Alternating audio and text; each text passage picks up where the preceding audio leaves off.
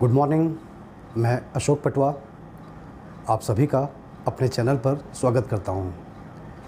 आज का विषय है प्रायद्वीपीय पठार। ये प्रायद्वीपीय पठार जो कि भारत का सबसे पुराना भूभाग है। चारों भूभागों में न केवल सबसे पुराना भूभाग है बल्कि चारों भूभागों में ये सबसे बड़ा भूभाग भी है। पूरे भारत का 48% हिस्सा ये प्रायद्वीपीय पठार ही कवर करता है। और सबसे बड़ी बात ये कि चारों भूभागों में ये प्रायद्वीपीय पठार खनिज संपदा के हिसाब से हम देखें तो सबसे संपन्न भूभाग है, सबसे धनवान भूभाग है। तो आज की वीडियो में ये प्रायद्वीपीय पठार के बारे में आपको विस्तार से बताया जाएगा। सबसे पहले इसके पर्वत तंत्र का उल्लेख किया जाएगा, उसके बाद यहाँ का नदी तंत्र और उन नदियों पर जो प्रमुख परियोजनाएं हैं उनका जिक्र किया जाएगा, और उसके बाद इस प्रायद्वीपीय पठार में जो बहुत सारे पठार हैं, बहुत सारे पठारों का समूह है प्रायद्वीपीय पठार, उसके बारे में विस्तार पूर्वक वर्णन किया जाएगा। हम शुरू करें उसके पहले आपसे रिक्वेस्ट है कि अगर आपने हमारा चैनल अभी तक सब्सक्राइब नहीं किया है तो ज़रूर कर लीजिए। क्यों? क्योंकि हमारे चैनल के कंटेंट सिर्फ कॉम्पिटिटिव एग्ज़ाम्स के संबंध में ही होते हैं और ये कॉम्पिटिटिव एग्ज़ाम की तैयारी के लिए बहुत उपयोगी साबित होंगे। इसलिए न केवल चैनल को सब्सक्राइब करिए बल्कि साथ में बेल आइकन को क्लिक भी करिए ताकि आने वाली सारी वीडियो की नोटिफिकेशन आपको ज़रूर मिल सके। तो आज का विषय चालू करते हैं, प्रायद्वीपीय पठार। और ये प्रायद्वीपीय पठार हम देखें भारत में 16 लाख वर्ग किलोमीटर एरिया में फैला हुआ है। हमको मालूम है भारत का कुल क्षेत्रफल कितना, 32,87,000, और उसमें से अकेले 16 लाख वर्ग किलोमीटर का ये एरिया कवर करता है। तो ये सबसे बड़ा भूभाग है भारत का प्रायद्वीपीय पठार। और इस भूभाग का निर्माण हम देखें मुख्यतः कौन सी चट्टानों से हुआ है, तो गोंडवाना चट्टानों से हुआ है और आर्कियन चट्टानों से हुआ है, धारवाड़ चट्टानों से हुआ है। तो इन्हीं चट्टानों से निर्मित होने के कारण खनिज संपदा के मामले में ये प्रायद्वीपीय पठार भारत का सबसे संपन्न भौगोलिक भूभाग है। और साथ में हम देखें ये सबसे प्राचीन क्यों है, क्योंकि हमको मालूम है कि जो भारत है ये गोंडवाना लैंड का ही हिस्सा था, और गोंडवाना लैंड से जब अलग होकर भारतीय प्लेट टेथिस सागर से टकराया तो ये जो भारतीय प्लेट था यही आज का प्रायद्वीपीय पठार है। तो इस प्रकार हम देखें चारों भौगोलिक भागों में ये सबसे प्राचीनतम भूभाग भी है। हम प्रायद्वीपीय पठार की बात करें तो इसका विस्तार 16 लाख वर्ग किलोमीटर में कहाँ से कहाँ तक, तो आप देखिए इसका विस्तार हम देखें ये दिल्ली है, तो दिल्ली में रायसीना हिल्स आप सुने होंगे जहाँ पे राष्ट्रपति भवन है। राष्ट्रपति भवन का निर्माण कहाँ, तो उसी रायसीना हिल्स।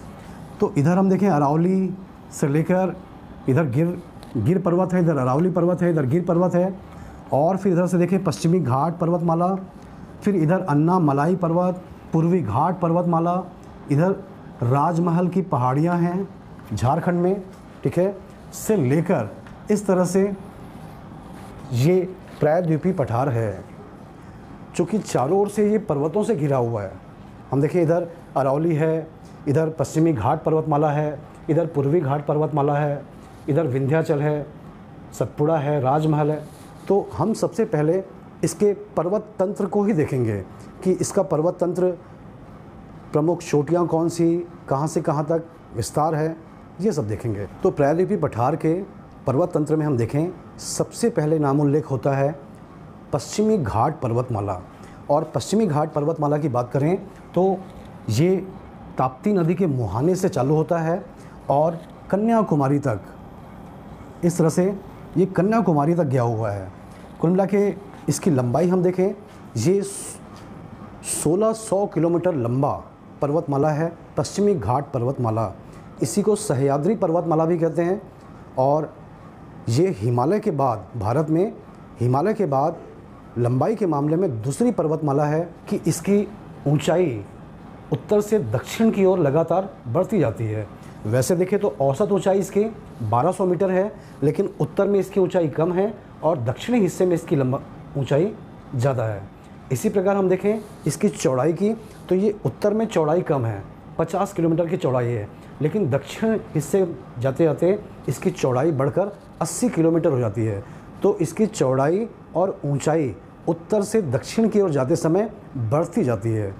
इसी प्रकार हम इसके ढाल की बात करें तो जो पश्चिमी हिस्सा है ये बहुत तीव्र ढाल वाला हिस्सा है और इसकी जो ढाल है वो लगभग 45 डिग्री पे झुका हुआ है, जबकि जो पूर्वी ढाल है इसका ढाल जो है 10 डिग्री का लिया हुआ है। तो इस तरह से हम देखें ये पर्वतमाला कुल मिला के इस तरह से पर्वतमाला, इस पश्चिमी घाट पर्वतमाला को या सह्याद्री पर्वतमाला को 3 भागों में बांटा जाता है। हम देखें उत्तरी सह्याद्री, मध्य सह्याद्री और दक्षिणी सह्याद्री। हम सबसे पहले उत्तरी सह्याद्री की बात करें तो ये सूरत, ताप्ती नदी का मुहाना से लेकर गोवा तक ये जो हिस्सा है ये उत्तरी सह्याद्री कहलाता है।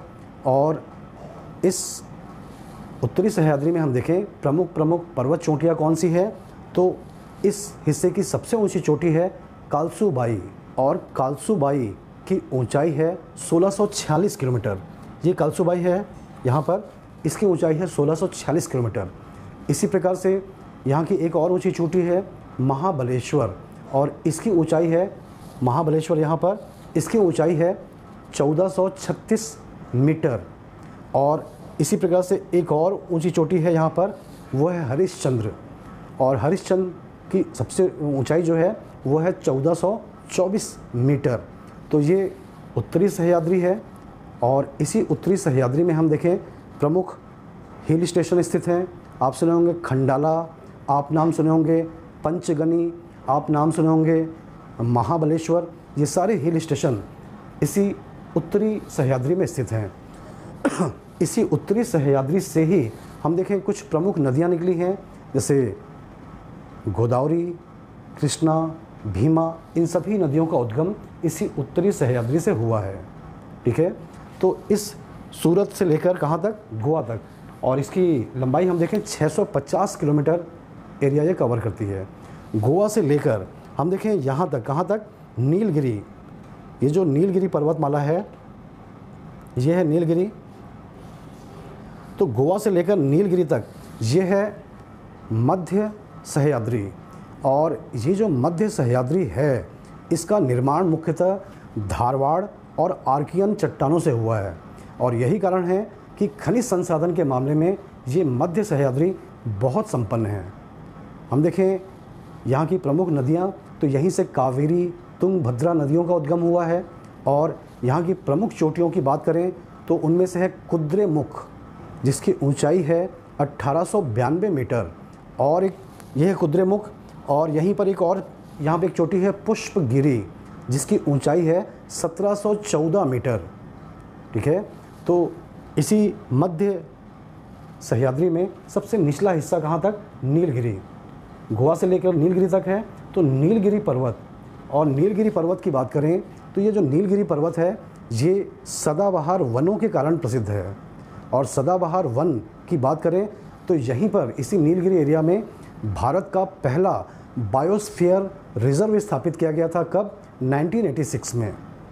और हम देखें इसी नीलगिरी पर्वत के पश्चिमी हिस्से में केरल में साइलेंट वैली स्थित है, शांत घाटी राष्ट्रीय उद्यान। आप नाम सुने होंगे साइलेंट वैली या शांत घाटी। ये नीलगिरी पर्वत की सबसे ऊंची चोटी है दोदा बिट्टा जिसकी ऊंचाई है 2634 मीटर, 2634 मीटर। और इसी नीलगिरी पर्वत पर हम देखें तो ऊटी नाम का प्रसिद्ध हिल स्टेशन भी स्थित है। ये नीलगिरी पर्वत आप देख रहे होंगे कि पश्चिमी घाट पर्वतमाला और पूर्वी घाट पर्वतमाला दोनों का संगम स्थल है। और इस नीलगिरी पर्वत के नीचे में हम देखें यहाँ पर एक दर्रा है पाल घाट दर्रा। यहीं पर ये मध्य सह्याद्री पर्वतमाला समाप्त होती है और पाल घाट दर्रे के नीचे दक्षिणी सह्याद्री चालू होता है। और ये दक्षिणी सह्याद्री की शुरुआत कहाँ से, पाल घाट दर्रे से लेकर अन्नामलाई या कन्याकुमारी तक कर लें, कन्याकुमारी तक गया हुआ है। कुल मिला के 300 किलोमीटर का एरिया तो ये 3 सह्याद्री है। उत्तर सह्याद्री 650 किलोमीटर, मध्य सह्याद्री यहाँ से यहाँ तक नीलगिरी तक ये भी 650 किलोमीटर, और पालघाट दर्रे से लेकर कन्याकुमारी तक दक्षिणी सह्याद्री। इस दक्षिणी सह्याद्री में हम देखें तो मुख्यतः 3 पर्वतमाला है। एक उत्तर में है अन्नामलाई, और इस अन्नामलाई की सबसे ऊंची चोटी कौन सी? अनाईमुड़ी, और अनाईमुड़ी की ऊंचाई है 2695 मीटर। याद रखिएगा, ये अनाईमुड़ी पूरे दक्षिण भारत की सबसे ऊंची पर्वत चोटी है। कौन से पर्वत पर है? अन्नामलाई पर्वत पर।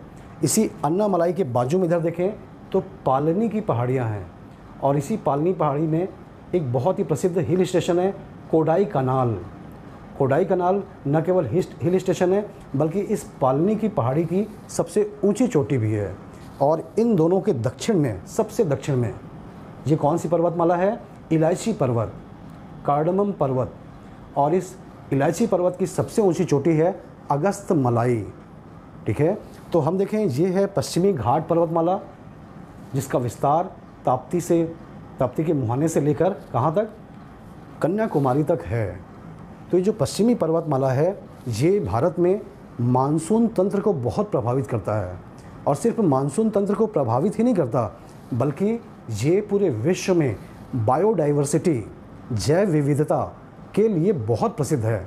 ये विश्व के बायोडाइवर्सिटी में 18 हॉट स्पॉटों में से एक चुना गया है, और यही कारण है कि यूनेस्को के द्वारा इसको विश्व धरोहर सूची में स्थान दिया गया है।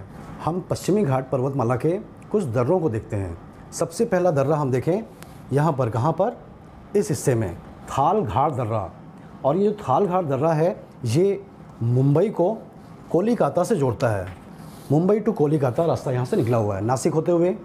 इसी के नीचे में एक और दर्रा है, और वो है भोर घाट दर्रा। मुंबई को पुणे से जोड़ता है, और मुंबई पुणे होते हुए ये चेन्नई तक गया हुआ है। तो मुंबई टू चेन्नई जाने का रास्ता कौन से दर्रे से होकर गया हुआ है? तो याद रखिएगा, भोर घाट दर्रा ये है। और तीसरा दर्रा कुछ देर पहले बताया था, ये पाल घाट का दर्रा। पाल घाट दर्रा 24 किलोमीटर चौड़ा है, और इस दर्रे से हम देखें तो तमिलनाडु और केरल का जो तटीय इलाका है वो दोनों को जोड़ता है ये पाल घाट दर्रा। और सबसे नीचे में इलायची पर्वत पे एक दर्रा है शिनकोट दर्रा, और ये शिनकोट दर्रा मदुरै और तिरुवनंतपुरम इन दोनों को जोड़ने का काम करता है। तो इन दर्रों को उत्तर से दक्षिण के क्रम में याद रखेगा। थाल घाट दर्रा, उसके बाद भोर घाट दर्रा, उसके बाद पाल घाट दर्रा, और सबसे दक्षिण में कौन सा? शिनकोट दर्रा। और साथ में किनके बीच का रास्ता है वो भी आप अवश्य याद रखिएगा। इसके बाद हम देखें तो पूर्वी घाट पर्वत तंत्र, और पूर्वी घाट पर्वत तंत्र का विस्तार हम देखें तो ये उड़ीसा में महानदी के बेसिन से चालू होता है, और ये नीलगिरी पर्वत तक बिल्कुल इस प्रकार से फैला हुआ है।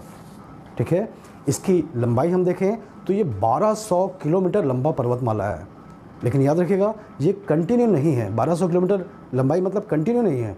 बीच बीच में नदियों ने इसको अनेक जगह पर ब्रेक कर दिया है, अनेक जगह पर ये खंडित हो गया है।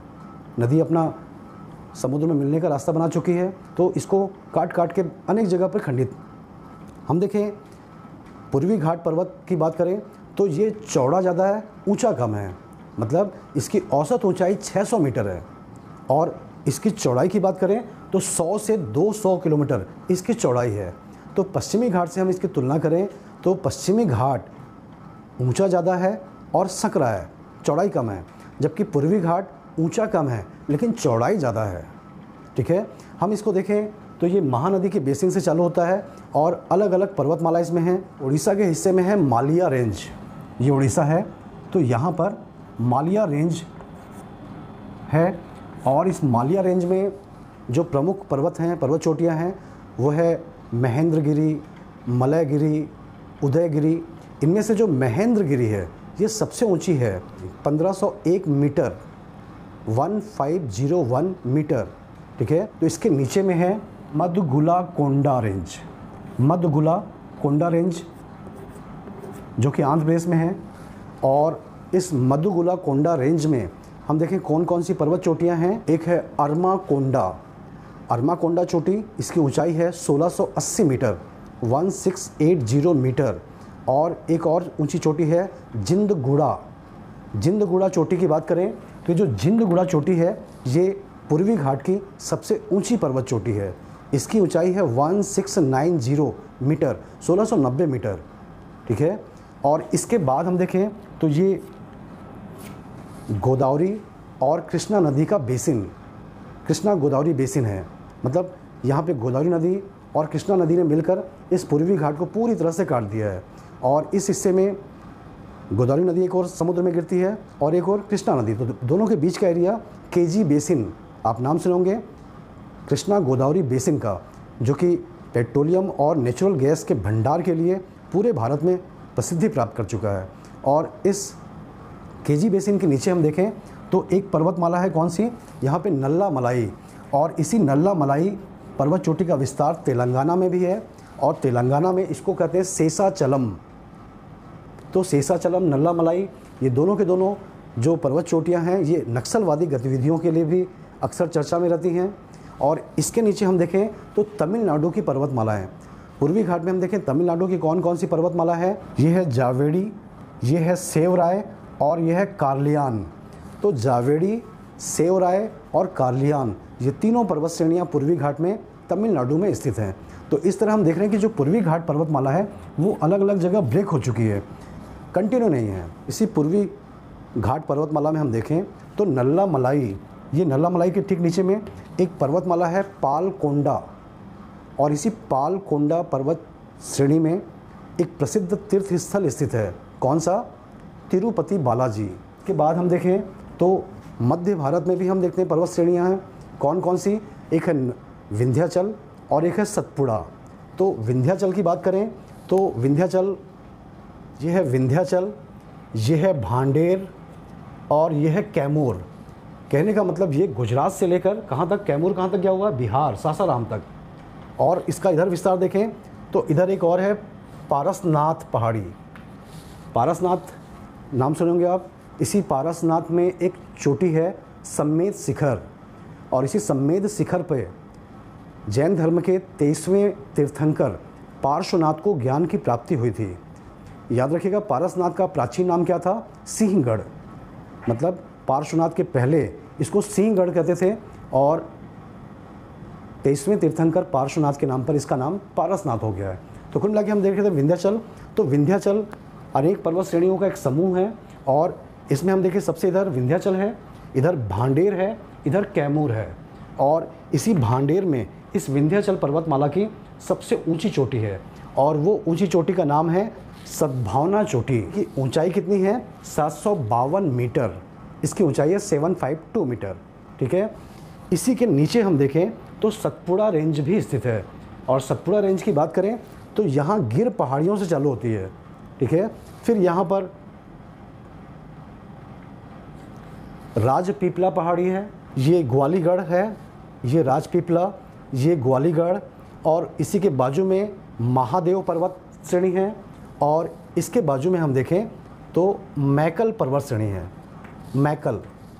तो ये राजपीपला गिर से चालू होती है, गिर, राजपीपला, ग्वालीगढ़, महादेव और मैकल। इस महादेव में इस पर्वत श्रेणी की सबसे ऊंची चोटी है, कौन सी, धूपगढ़। इसकी ऊंचाई है 1350 मीटर, ठीक है। और हम देखते हैं कि ये मैकल पर्वत श्रेणी में, तो मैकल श्रेणी पर्वत में हम देखें ये जो सबसे ऊंची पर्वत चोटी है वो है अमरकंटक, और अमरकंटक की ऊंचाई कितनी है, 1050 मीटर, ठीक है। इसी के नीचे हम देखें अजंता की पहाड़ी है, एलोरा की पहाड़ी है, और इधर देखें सतमाला पहाड़ी है, इधर बालाघाट पहाड़ी है। तो इस तरह से मध्य भारत भी पहाड़ियों का क्षेत्र। पर्वत में हम देखें सबसे पश्चिम में है, कौन सा, अरावली पर्वत। और अरावली पर्वत हम देखें तो इस तरह से ये भी, इस तरह से अरावली पर्वत बिल्कुल पश्चिम में है, और ये अवशिष्ट पर्वत का एक प्रकार है। अवशिष्ट पर्वत का मतलब अवशेष के रूप में बचे खुचे पर्वत। कहने का मतलब अपर्दन के कारण, अपर्दन की क्रिया से ये पर्वत घिस गए हैं, घिस घिस के छोटे हो चुके हैं, तो उनको कहते हैं अवशिष्ट पर्वत। या हम ये कह रहे हैं कि मौसम की मार खा खा के ये बिल्कुल छोटे हो गए हैं, घिस के छोटे हो गए हैं। तो याद रखिएगा, ये अरावली पर्वत भारत का ही सबसे पुराना पर्वत नहीं है, बल्कि पूरे विश्व का सबसे प्राचीनतम पर्वत है अरावली पर्वत। ये अरावली पर्वत गुजरात में पालनपुर से चालू होता है, कहाँ तक? रायसीना हिल तक, दिल्ली में। और इसकी कुल लंबाई हम देखें वो है 612 किलोमीटर लंबाई में फैला हुआ है। इसकी औसत ऊंचाई की बात करें तो 900 मीटर इसकी औसत ऊंचाई है। और इसकी सबसे ऊंची चोटी यहाँ पर स्थित है, कौन सी? वो है माउंट आबू में। कौन सी चोटी? गुरु शिखर।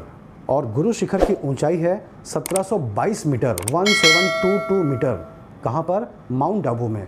और इसी माउंट आबू में एक और पर्वत चोटी है और वो है देलवाड़ा। ये देलवाड़ा की ऊंचाई कितनी है? 1442 मीटर। और इस देलवाड़ा पर्वत चोटी पर जैन धर्म का बहुत ही प्रसिद्ध मंदिर स्थित है। कौन सा मंदिर? देलवाड़ा मंदिर। तो ये है अरावली पर्वत, जो कि भारत का ही नहीं बल्कि पूरे विश्व का सबसे प्राचीनतम पर्वतमाला है। इसका निर्माण कब हुआ था? तो याद रखिएगा, इसका निर्माण प्री कैम्ब्रियन युग में हुआ था। और ये प्री कैम्ब्रियन युग आज से 45,000 लाख वर्ष पहले मौजूद था। तो आप अंदाज़ा लगाइए कि ये कितना पुराना है। 45,000 लाख वर्ष पहले ये निर्मित हुआ था। तो कुल मिला के ये हो गए भारत के प्रायद्वीपीय पठार के पर्वत तंत्र। आप इसको देख लीजिए एक बार, और उसके बाद हम देखेंगे फिर क्या? भारत का नदी तंत्र। हम प्रायद्वीपीय पठार के नदी तंत्र की बात करें तो यहाँ की जो नदियाँ हैं वो दो दिशाओं में बहती हैं। एक पूर्व दिशा में बहती हैं और जाके बंगाल की खाड़ी में गिर जाती हैं। दूसरी ऐसी नदियाँ हैं जो पश्चिम दिशा में बहती हैं और अरब सागर में जाके गिर जाती हैं। तो सबसे पहले हम अरब सागर की ओर बहने वाली कुछ नदियों को देखते हैं। और अरब सागर की ओर बहने वाली या पश्चिम दिशा में बहने वाली सबसे प्रमुख नदी है वो है नर्मदा नदी, जो कि पश्चिम में बहने वाली नदियों में सबसे बड़ी नदी है। 1312 किलोमीटर 1312 किलोमीटर लंबी ये नदी है। और इसका उद्गम कहाँ से हुआ है? तो याद रखिएगा कहाँ पर? ये है आपका मैकल पर्वत और यहीं पर स्थित है अमरकंटक। और इसी अमरकंटक से दो बड़ी नदियों का उद्गम हुआ है। एक नदी इधर की ओर बहती है जो नर्मदा कहलाती है, और ऐसे बहते बहते जाकर भड़ौज के पास खंबात की खाड़ी में गिर जाती है। ठीक है। और दूसरी नदी एक और है, वो है सोन नदी। और सोन नदी इस दिशा में बहती है, उत्तरी दिशा में, और झारखंड बिहार में जाकर गंगा नदी में शामिल हो जाती है। तो हम देखें ये नर्मदा नदी की बात कर रहे थे, तो नर्मदा नदी बिल्कुल याद रखिएगा कौन से दो पर्वतों के बीच में बह रही है? तो याद रखिएगा विंध्याचल और सतपुड़ा दोनों के बीच में बह रही है। ठीक है। और हम देखें इस नर्मदा नदी पर कौन कौन से प्रमुख शहर स्थित हैं? तो यहाँ पर एक जबलपुर स्थित है और यहाँ पर एक प्रमुख शहर है भड़ौच। ठीक है। इस नर्मदा नदी में हम देखें तो दो परियोजनाओं का नाम याद रखिएगा। एक एमपी में है, कौन सी? इंदिरा सागर परियोजना। बरगी डैम सुने होंगे आप, तो इंदिरा सागर परियोजना एमपी में, और एक है सरदार सरोवर परियोजना गुजरात में। तो इन नर्मदा नदी की दो परियोजनाएं, इंदिरा सागर और सरदार सरोवर। इसी सरदार सरोवर परियोजना में हम देखते हैं इसी नर्मदा नदी पर भारत की नहीं बल्कि पूरे विश्व की सबसे ऊंची मूर्ति कौन सी? स्टैचू ऑफ यूनिटी स्थापित की गई है। ठीक है। तो ये नर्मदा नदी यहाँ पर नर्मदा भ्रंश है, भ्रंश या रिफ्ट कहें, उसी से होके बहती है। याद रखिएगा भारत की तीन ही नदियाँ ऐसी हैं जो भ्रंश या रिफ्ट से होकर बहती हैं। एक नर्मदा, एक इसी के नीचे ताप्ती, और एक इधर दामोदर। तो ये तीन नदियाँ ऐसी हैं भारत की जो रिफ्ट से होकर बहती हैं। तो पहली नदी जो पश्चिम में बहती है, याद रहेगा सभी को। दूसरी नदी हम देखें तो वो है ताप्ती। और ताप्ती नदी का उद्गम कहाँ से? तो महादेव पर्वत के नीचे, इधर नीचे में एक पठार है, बैतूल का पठार। और इसी बैतूल के पठार में एक जगह है मुल्ताई। मुल्ताई नाम की जगह से ये निकली है और बिल्कुल इसी दिशा में बहते बहते ये जाकर सूरत के पास अरब सागर में गिर गई है। 724 किलोमीटर लंबी ये नदी है। और इस पे हम देखें कौन कौन से प्रमुख नगर हैं, तो एक एमपी में है, कौन सा? बैतूल नगर, और दूसरा है गुजरात में सूरत, जो कि रत्न तराशने के लिए पूरे विश्व में प्रसिद्ध है। तो सूरत और बैतूल इस पे प्रमुख नगर हैं। और हम परियोजनाओं की बात करें तो ताप्ती नदी पर 2 प्रमुख परियोजनाएं हैं, दोनों गुजरात में हैं। एक है उकाई परियोजना और दूसरी है काकरा पार परियोजना। ठीक है, तो ये भी याद रखिएगा कि ये जो पर्वतमाला है कौन सी, सतपुड़ा पर्वतमाला कौन से 2 नदियों के बीच में है, तो याद रखिएगा ये ताप्ती नदी और ये नर्मदा नदी, दोनों के बीच में कौन सी पर्वतमाला, सतपुड़ा। और ये भी याद रखिएगा कि विंध्याचल और सतपुड़ा दोनों के बीच में कौन सी नदी बहती है, नर्मदा नदी बहती है। और नर्मदा की तरह ताप्ती नदी भी कहाँ से बहती है, भ्रंश घाटी, रिफ्ट वैली से होकर बहती है। इसके बाद हम देखें अन्य नदियों में, तो हम इधर चालू करें लूनी नदी। लूनी नदी का उद्गम यहाँ पे एक झील है, पुष्कर झील, अजमेर में, और वहीं से ये निकलती है। और एक्चुअल में ये जो पुष्कर झील से निकली है उसके पहले यहाँ पर 2 नदियाँ हैं। एक तो पुष्कर झील से निकलती कौन सी, सरस्वती नदी, और दूसरी है सागरमती नदी। तो इस तरह से सरस्वती नदी और सागरमती नदी दोनों का जब संगम होता है, यहाँ पर गोविंदगढ़ नाम की जगह है, तो वहाँ के बाद ये नदी लूनी कहलाती है। और इस लूनी नदी की खास बात क्या है कि ये लगभग 100 किलोमीटर तक बहते बहते जाती है, उसके बाद इसका पानी जो है वो खारा हो जाता है।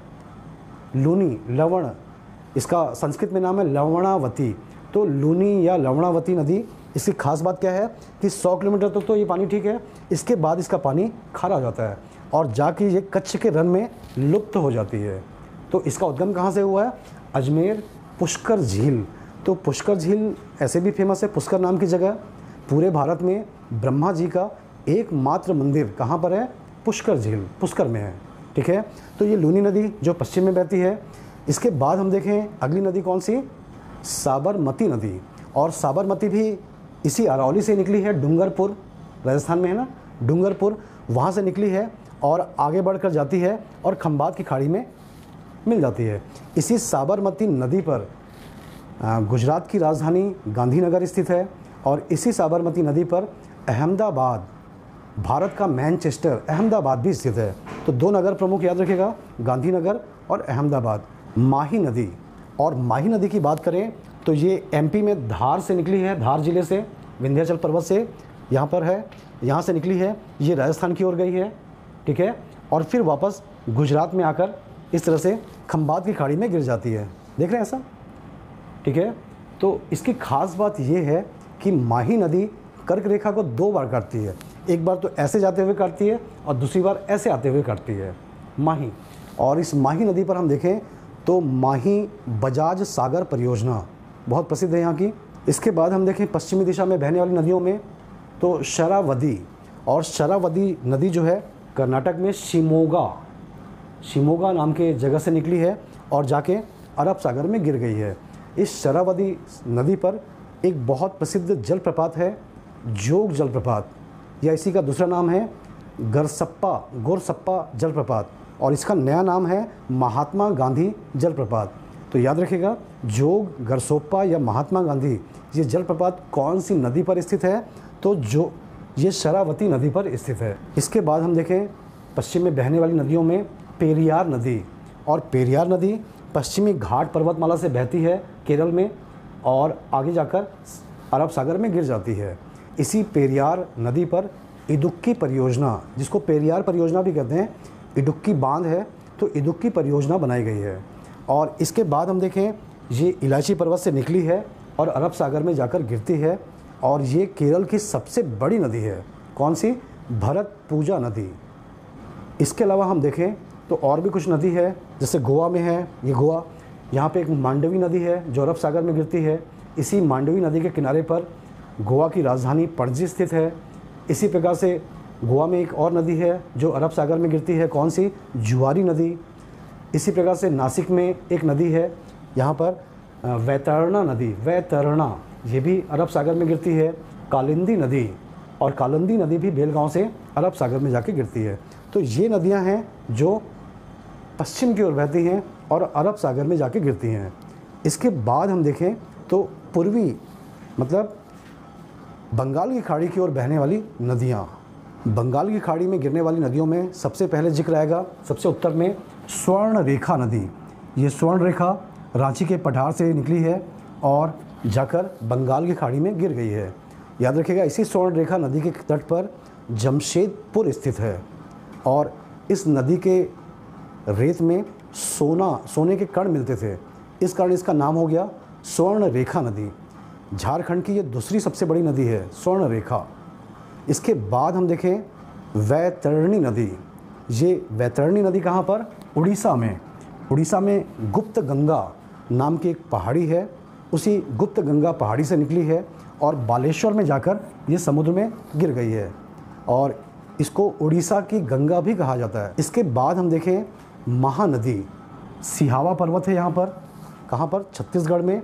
और सिहावा पर्वत से निकली ये नदी इस तरह से बहते हुए जाती है और उड़ीसा में कटक के पास ये बंगाल की खाड़ी में गिर जाती है। इसी महानदी पर भारत का सबसे लंबा डैम बनाया गया है। कौन सा डैम?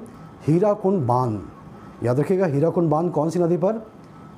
महानदी पर। इसके बाद हम देखें, महानदी के बाद हम देखें गोदावरी नदी।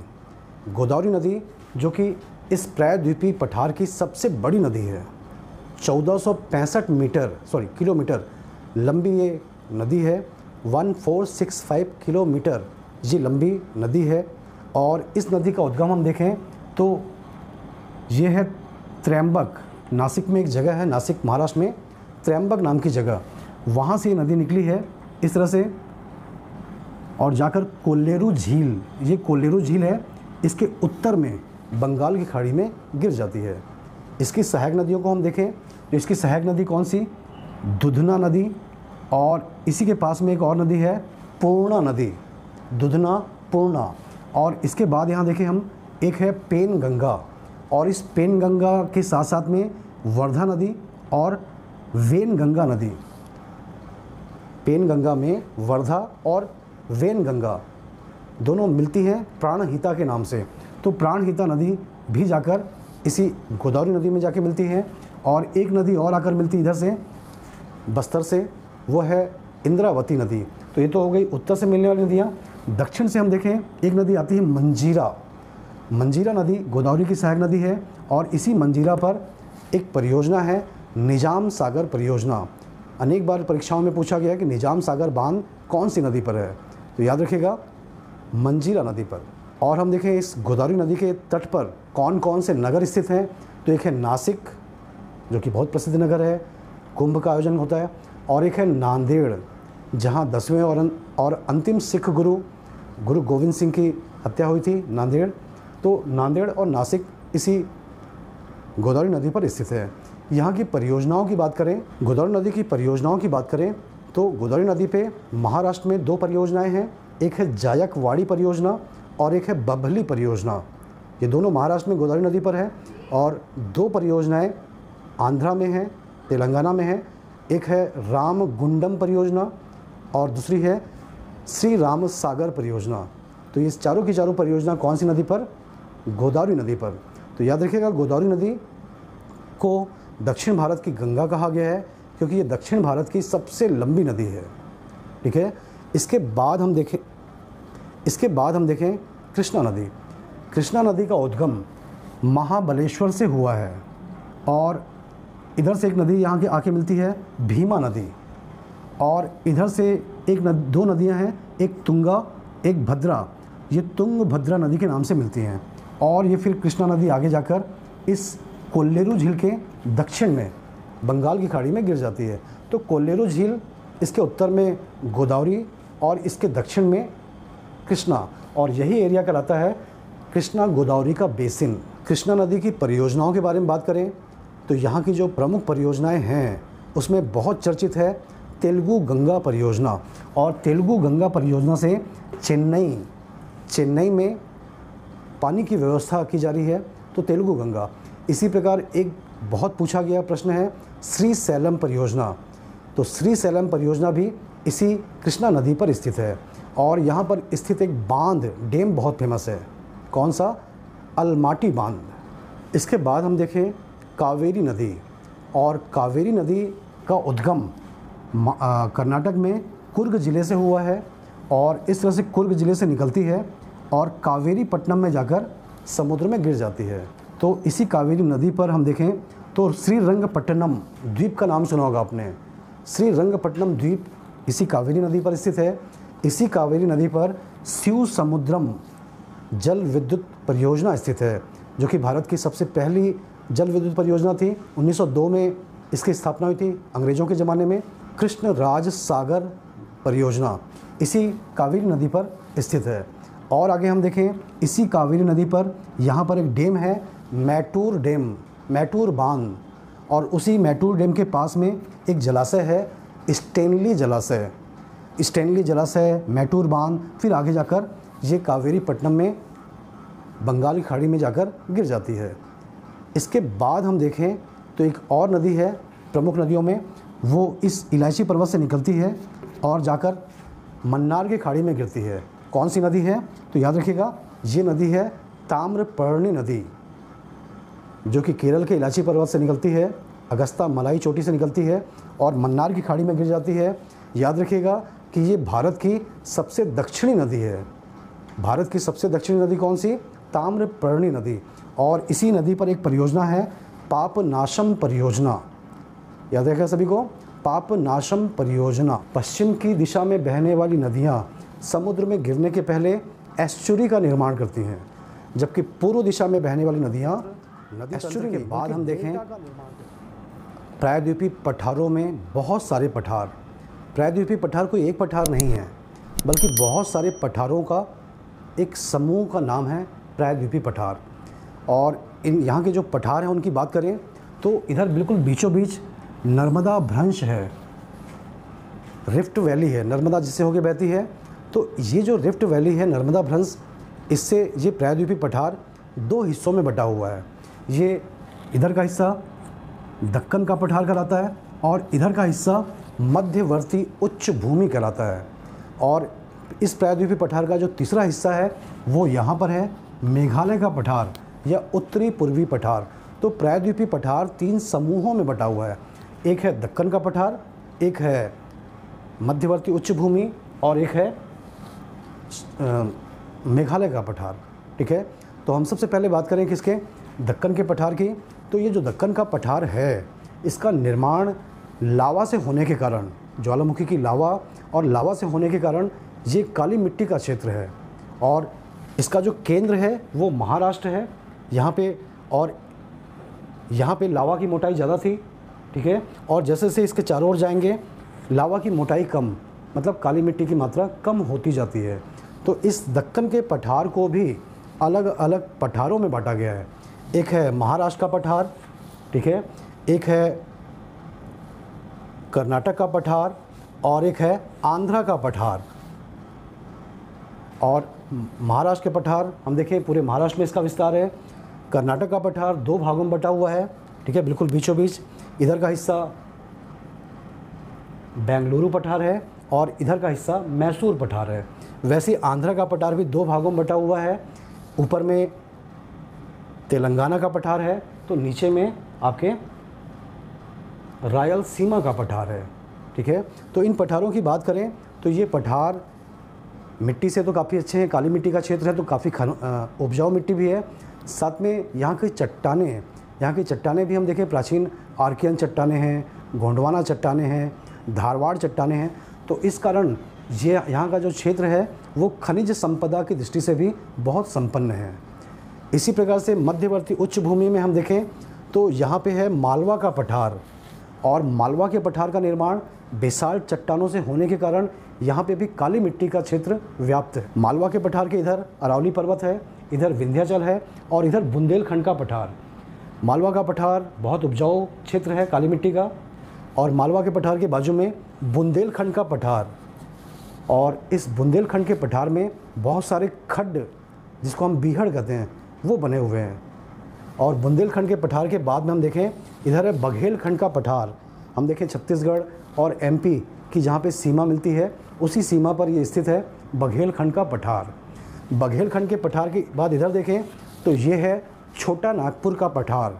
कहाँ पर? झारखंड में। और छोटा नागपुर का पठार दामोदर नदी के द्वारा 2 भागों में बटा हुआ है। उत्तर का हिस्सा हजारीबाग का पठार तो दक्षिण का हिस्सा रांची पठार। और इस छोटा नागपुर के पठार की बात करें तो ये भारत में खनिज संपदा की दृष्टि से बहुत ही संपन्न क्षेत्र है और यहाँ पे बहुत सारे प्रकार के खनिज पाए जाते हैं। इसी कारण इस छोटा नागपुर के पठार को भारत का रुर क्षेत्र कहा जाता है। RUR, रुर। ये रुर जर्मनी में स्थित है और जर्मनी का रुर पूरे विश्व में खनिज उत्पादन के लिए प्रसिद्ध है। तो बिल्कुल वैसे ही रुर की तरह भारत में छोटा नागपुर का पठार है, जहाँ पे बहुत सारे खनिज बहुत बड़ी मात्रा में पाए जाते हैं। यहाँ पे कोयला भी मिलता है, यहाँ लोहा भी मिलता है, यूरेनियम भी, अभ्रक भी, बहुत सारे खनिज मिलते हैं। इस छोटा नागपुर के पठार की सबसे ऊंची चोटी कौन सी? पारसनाथ पहाड़ी। और पारसनाथ की ऊंचाई कितनी है? 1350 मीटर, कहीं 1370 भी लिखा होता है। तो 1350 पारसनाथ यहाँ की सबसे ऊंची पर्वत चोटी है। यहाँ की प्रमुख नदी कौन सी है? तो एक है गोदावरी नदी जो कि हुगली की सहायक नदी है और दूसरी है स्वर्ण रेखा नदी जो कि प्रायद्वीपीय पठार की नदी तंत्र में शामिल है। ठीक है। इसी प्रकार से उत्तरी पूर्वी हिस्से में हम देखें तो ये है मेघालय का पठार, उत्तरी पूर्वी पठार। और ये मेघालय के पठार में हम देखें मुख्यतः ये गारो, खासी, जयंतिया और मिकिर 4 पहाड़ियों से घिरा हुआ है और इन्हीं चारों पहाड़ी के नीचे में एक स्थल है, वो है मासिन राम। ये जो मासिन राम है, चेरापूंजी है, अभी पहले चेरापूंजी अभी मासिन राम, ये विश्व में सबसे ज़्यादा वर्षा वाला स्थान है। तो कुल मिला के ये पठारों का समूह कौन सा? प्रायद्वीपीय पठार। और ये प्रमुख पठार हैं, ऐसा याद रखिएगा। ठीक है। तो इस विषय को हम यहीं समाप्त कर रहे हैं। अगले वीडियो में हम देखेंगे कि इधर का जो पश्चिमी तटीय मैदान है, ये पूर्वी तटीय मैदान और साथ में कुछ द्वीप हैं। अरब सागर में लक्षद्वीप समूह है, तो बंगाल की खाड़ी में अंडमान निकोबार द्वीप समूह है। तो ये समुद्र तटीय मैदान और भारत के द्वीपीय क्षेत्र, इसको हम अगले वीडियो में देखेंगे। आज इस वीडियो को यहीं समाप्त कर रहे हैं। आपको अगर ये वीडियो पसंद आया तो ज़रूर वीडियो को लाइक करें, चैनल को सब्सक्राइब करें। आप सभी का धन्यवाद।